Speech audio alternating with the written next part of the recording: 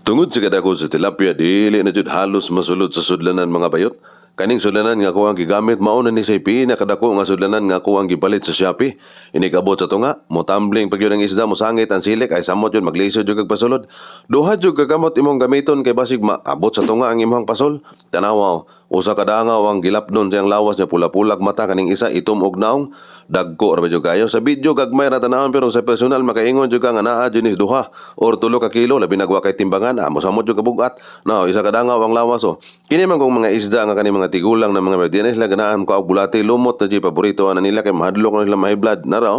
dagko kay lawas so tambok pa jud kayo lumot ra jud kinahanglan nimong ipaon na mga bet kay kanang uban dili naman basta dili na sila na high blood naman ko taas nag BP ni mga isda